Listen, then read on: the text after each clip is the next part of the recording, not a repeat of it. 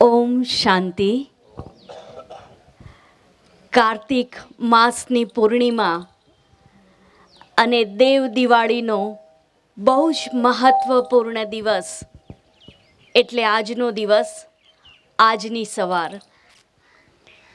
શાસ્ત્રોમાં જેમ કહ્યું છે એમ સૂર્ય અને ચાંદ બ્રહ્માજીના રથ બની અને દેવ દિવાળીના દિવસે જે અસુરોનો નાશ કર્યો હતો ને દીપ પ્રાગટ્ય થયા હતા કાશીની અંદર, એ બ્રહ્માના પહ્યા સમાન આપણે સૌ આ સંગમ યુગના હોવનહાર દેવતાઓ સમાન સર્વ બ્રાહ્મણ કુલભૂષણ ભાઈ બહેનો આજે એક મંગલ દિવસ મહેસાણાના ઇતિહાસમાં જોડાઈ રહ્યો છે. આજના દિવસે મહેસાણા સેવા કેન્દ્ર પોતાના નવીન ભવનનો શિલાન્યાસ ખાતમુહૂર્તની વિધિ કરવા જઈ રહ્યો છે. ત્યારે આપ સૌ ઉપસ્થિત સાક્ષી બનેલા ભાઈ બહેનોનું સ્વાગત કરતા ખૂબ હર્ષની લાગણી અનુભવું છું.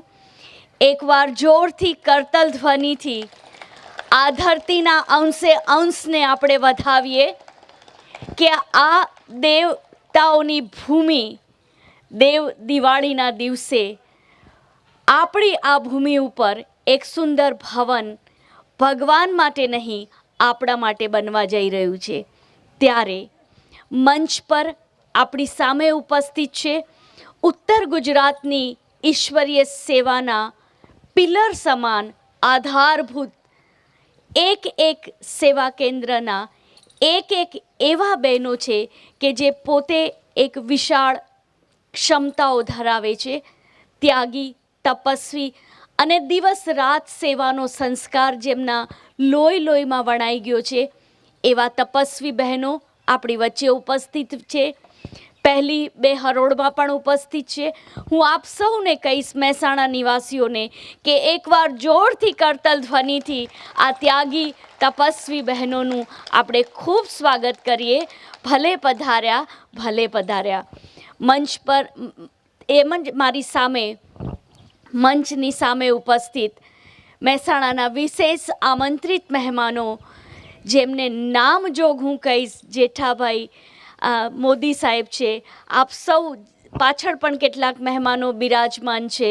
દક્ષેશભાઈ, આપ સૌ જે અહીંયા આગળ દીદીના માત્ર એક નાનકડા ફોન પર ઉપસ્થિત થયા છો, મહેસાણા સેવા કેન્દ્ર આપનું દિલોજાનથી સ્વાગત કરે છે, સ્વાગત કરે છે, સ્વાગત કરે છે. અને મહેસાણાની ફૂલવાડીના ભાઈ બહેનોના ઉત્સાહની તો કોઈ સીમા જ નથી. આજે એવું કહેવાનું મન થાય, ઉપસ્થિત તમે છો તો લાગે છે ઉપવન, કલાકારનું ચિત્ર સંપૂર્ણ જાણે. ઉત્તર ગુજરાતની સમગ્ર શક્તિઓની તાકાત અહીંયા ઉપસ્થિત છે. તો હિલોડા લેતા સ્નેહસભર મહેસાણા નિવાસીઓનો ઉત્સાહ આ ધરતી ઉપર સમાતો નથી. સૂરજ ચાંદની સાક્ષીએ જ્યાં સુધી આ સંગમ યુગ રહેશે ત્યાં સુધી આપણા માટે ભગવાન જે ઘર બનાવી રહ્યા છે એ આપણું એસ્લમ સ્થાન છે. મહેસાણાની કેટલીય એવી રહી ગયેલી આત્માઓનું આ એસ્લમ સ્થાન બનશે અને જેની સેવાના નિમિત્ત આપણે સૌ બનવાના છીએ.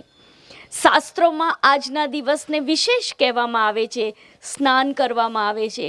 આપે જ્ઞાન સ્નાન કર્યું, દાન કરવામાં આવે છે. આપ રોજ શુભ ભાવના અને શુભ કામનાઓનું દાન પડે કરી રહ્યા છો.